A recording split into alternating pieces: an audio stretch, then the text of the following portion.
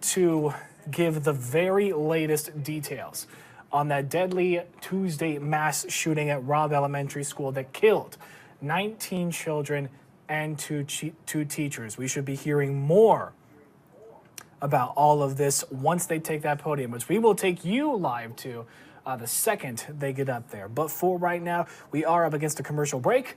We'll see you on the other side of it. You're watching Local News Live. Streaming 24/7, you're watching Local News Live.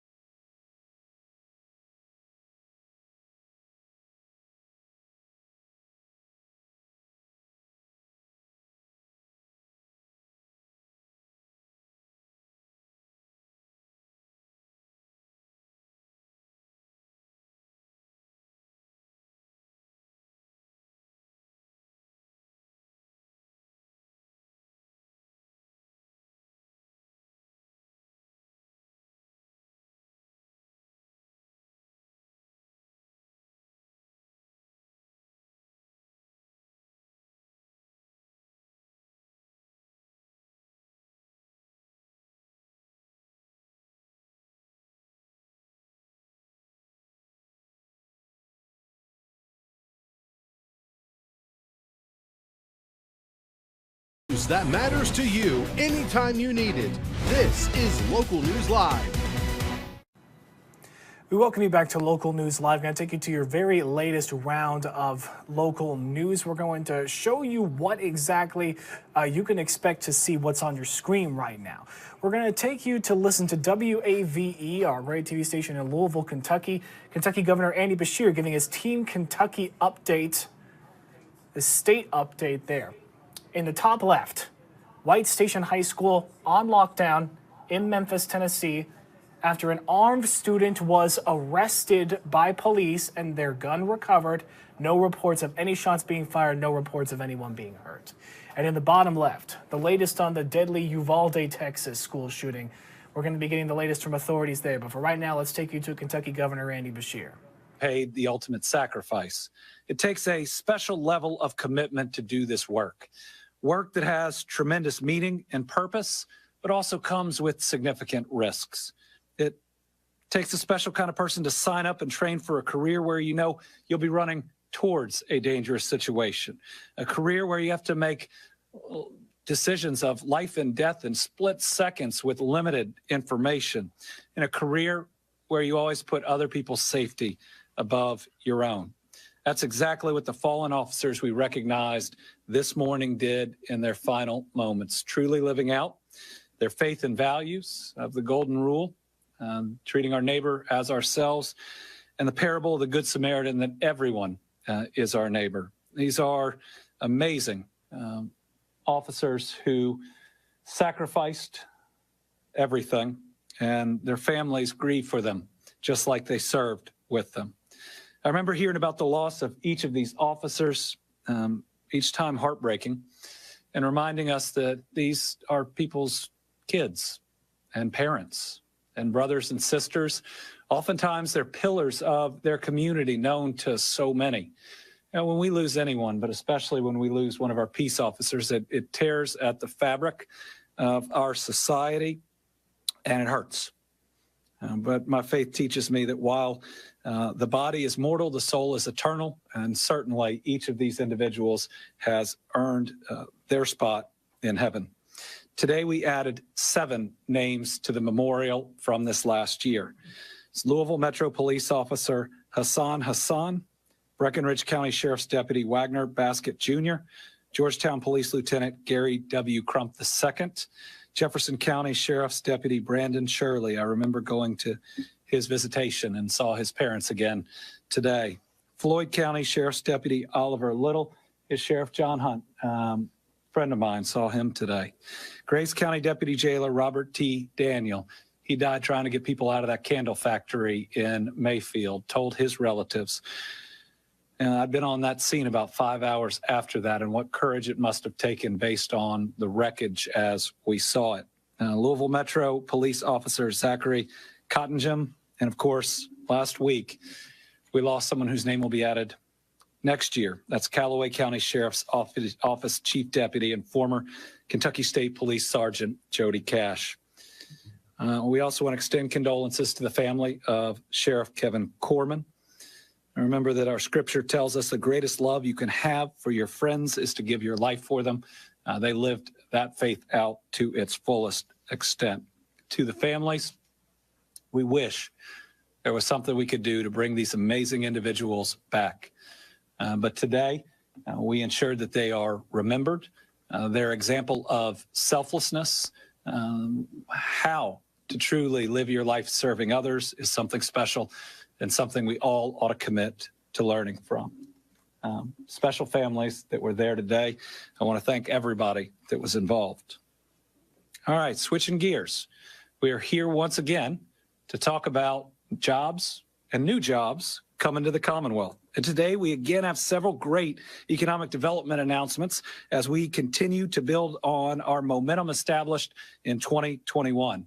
Remember, 2021 was our best economic development year in the history of the Commonwealth, and it wasn't close. $11.2 billion of private sector investment, by far a record.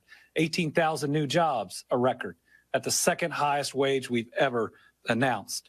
So far in 2022, we've announced more than 70 private sector new location and expansion projects totaling $3.5 billion, and we're really just getting started with this year's economic development.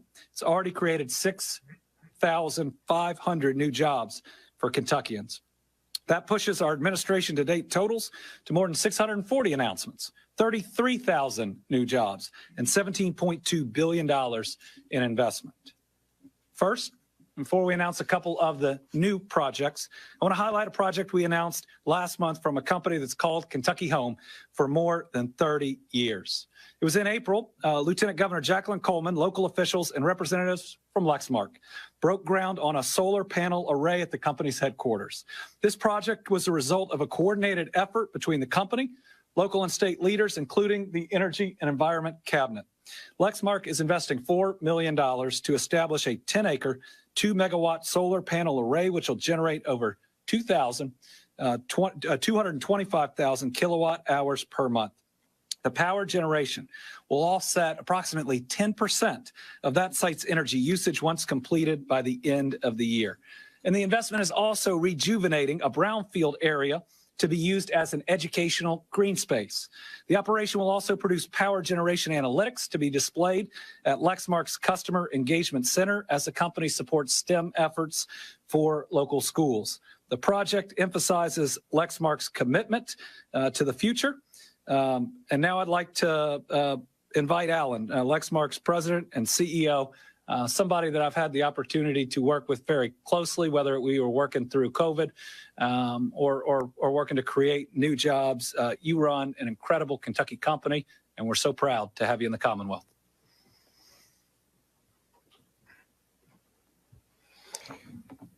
Thank you, Governor. And Lexmark team is so proud to be here today.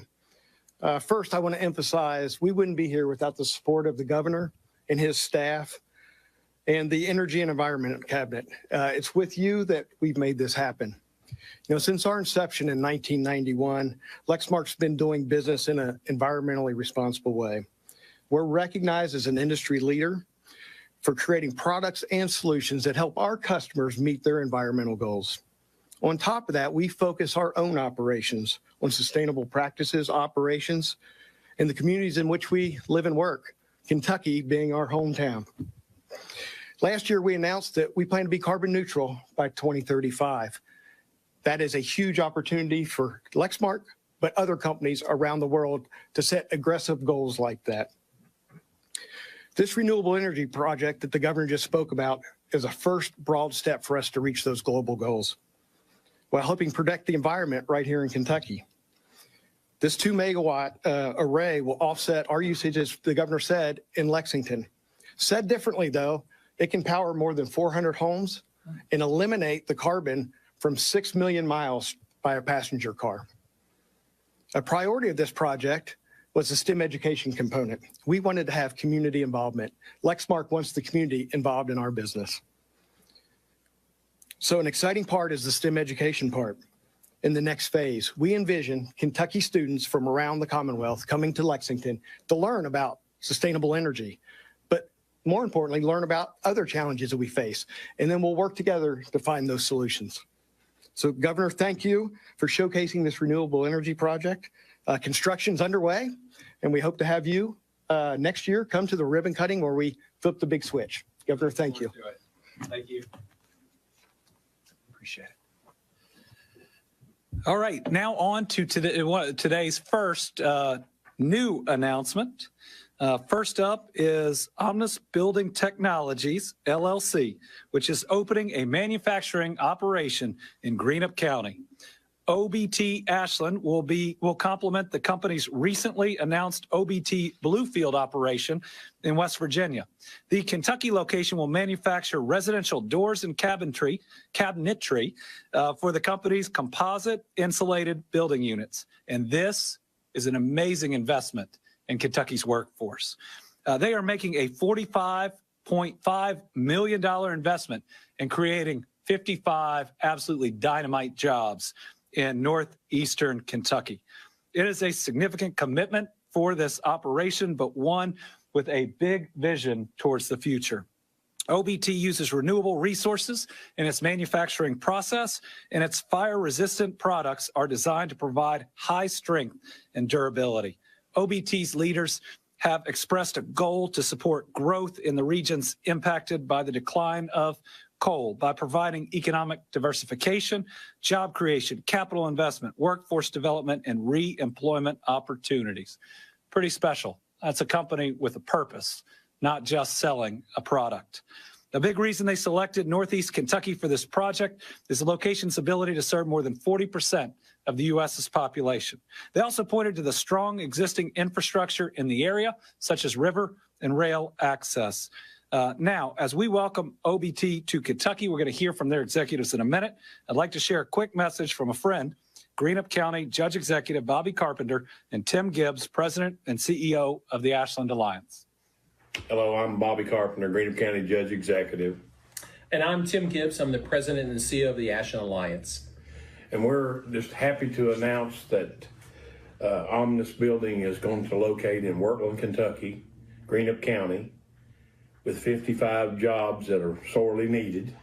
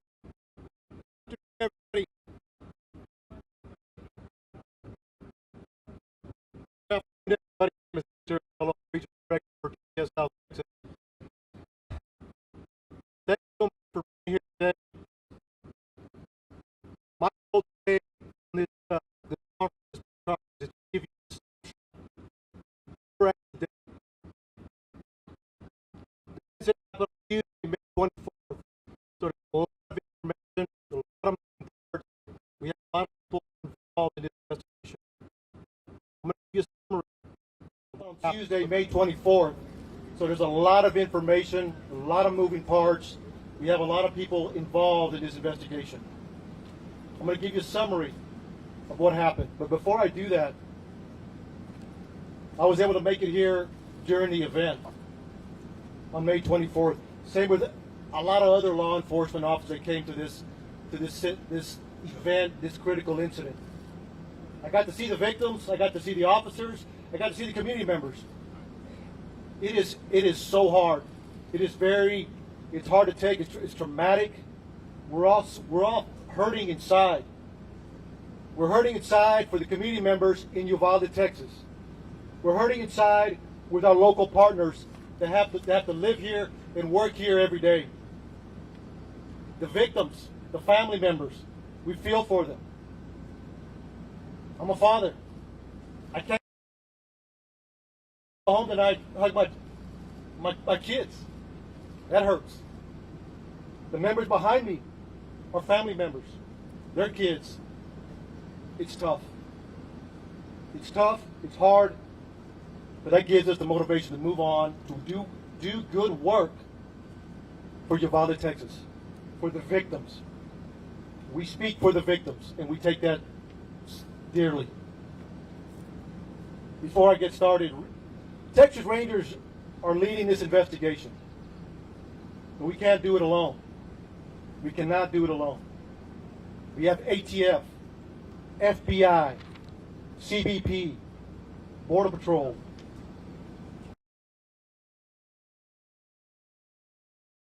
office. The list goes on and on and on. But the agencies I told you are the main ones that are assisting with this investigation. We want to know what happened, recreate the scene. That takes days, that takes hours, that takes time, a lot of information. Then we have to do a lot of interviews. So we just started. We started on Tuesday. Today's Thursday. We're still grabbing a lot of information. We also, what's important to us is why. Why did he do this? Why did he do this? Who is this man? The suspect. We're going to find out. That's available. And we won't stop until we get all the answers that we possibly can. So again, I want to thank these men and women that are behind us supporting the DPS and the Rangers. So there's a lot of information I'm going to give you. There's some new information as of Tuesday that I wanted to clear up, that we want to clear up, that's been pushed out. We'll continue to have updates in the coming days once the information is obtained and we're able to confirm and corroborate that. We want to make sure we're pushing out the right information. Early on, when we came in, we were receiving a lot of information from a lot of different locations. That's a baseline. You start there. We made some reports. But since then, we started doing interviews. We started working the crime scene, so we're cooperating. I want to share some of that. It's a small piece of information right now, but it'll grow within days. So please, thank you for being here and being patient with us. It means a lot. On Tuesday, May 24th at 11:28, suspect just west of here wrecks his vehicle, pickup truck that he took from his grandmother. He had just shot his grandmother in the face. She's alive. She's stable at this point. 11:28, he's sitting there at the bar ditch. He jumps out the passenger side of the truck. According to witnesses, he's got a long arm, rifle, and a bag. Later we find out it's ammunition. He walks around, he sees two witnesses at the funeral home across the street from where he wrecked. He engages and fires towards them. He continues walking. He continues walking towards the school. He climbs a fence. Now he's in the parking lot, shooting at the school multiple times. 11:40, he walks into the west side of Robb Elementary.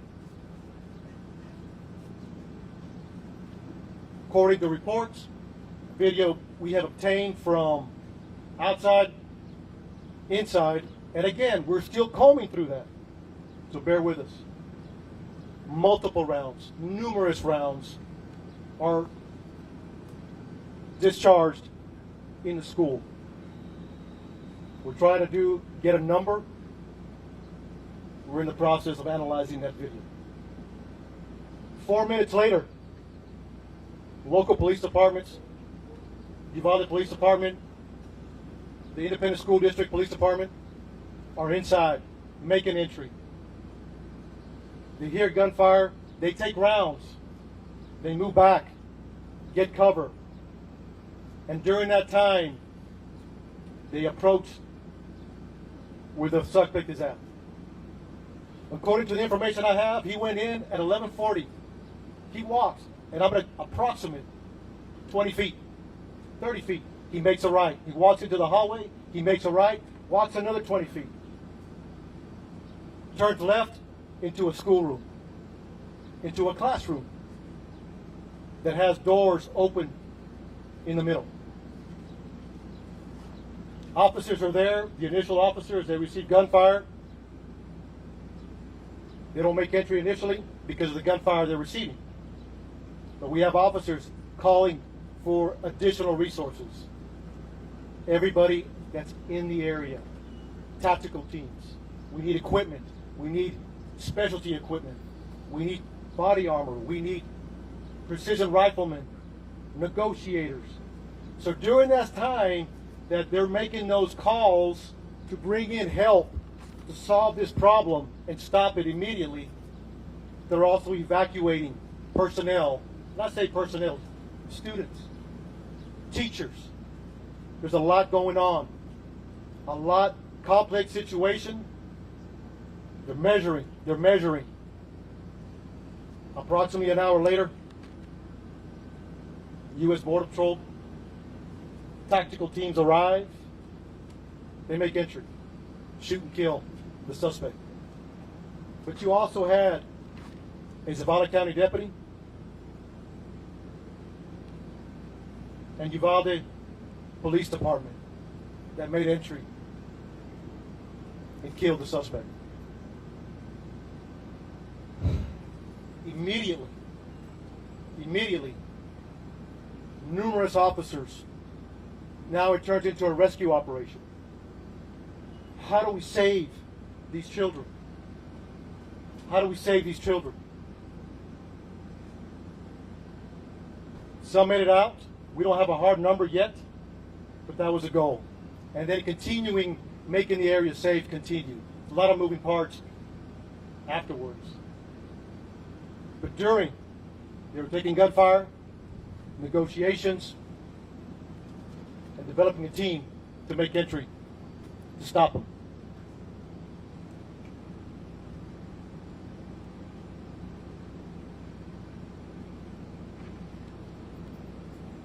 I'll take a few questions. And again, look, a summary. One more thing I forgot to mention that I want to clear up that came out early on. It was reported that a school district police officer confronted the suspect that was making entry. Not accurate. He walked in unobstructed initially. So from the grandmother's house to the bar ditch to the school, into the school, he was not confronted by anybody. To clear the record on that. 4 minutes later, law enforcement are coming in to solve this problem. Step by. So, just want to clear that up. That's very important. And again, this will happen as we move forward. So, thank you. I'll take a few questions.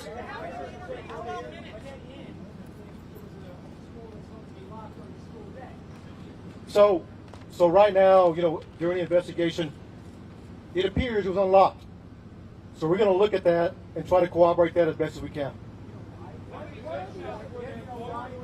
I do that. Hey, please, one at a time, and we'll address as many questions as we can. So let me finish this question. One at a time. Announce your name. Announce your net worth. Okay. Just be respectful, please.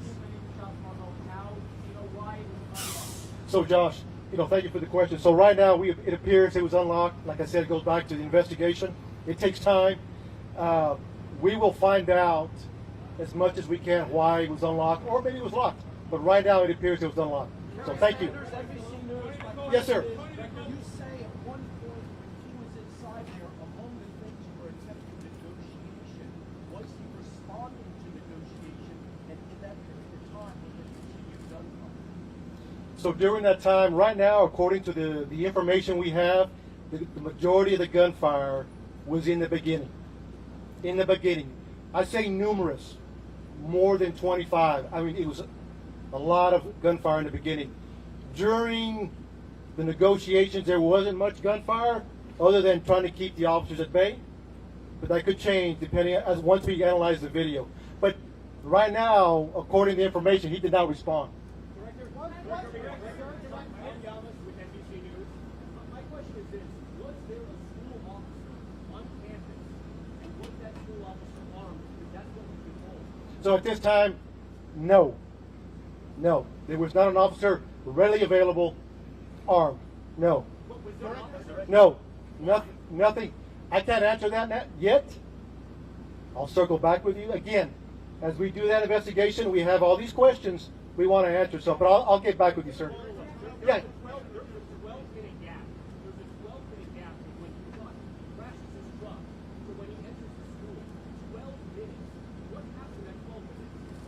So you got to understand, 11:30 is the information we have at this point that we can confirm. 11:30 a.m. the PD we got a crash and a man with a gun.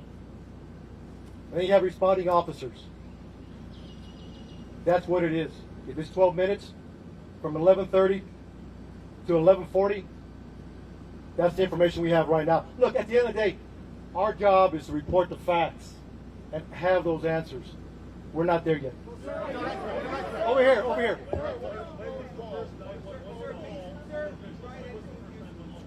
Say it again. So right now, the first 911 call is at 11:30. I will get the time what it took to respond. So we'll have that answer. Yes. Could. There's a lot of possibilities. There's a lot of possibilities. Until we receive an interview, because there was numerous officers at that classroom, numerous. Once we interview all those officers, what they were thinking, what they did, why they did it, the video, the residual interviews, we'll have a better idea. Could anybody have got there sooner? You got to understand, it's a small town. Yeah, people from Eagle Pass, from Del Rio, Laredo, San Antonio responding to a small community. Director.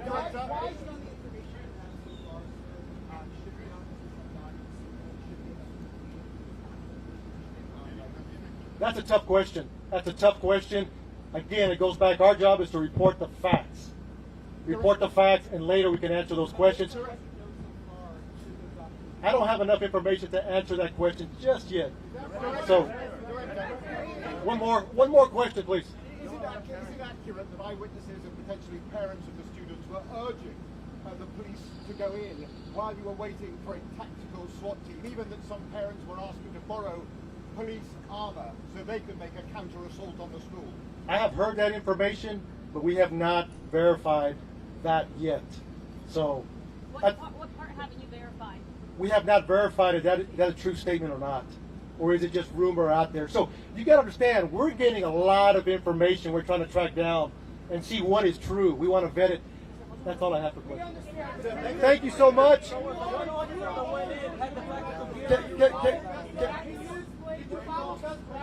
on.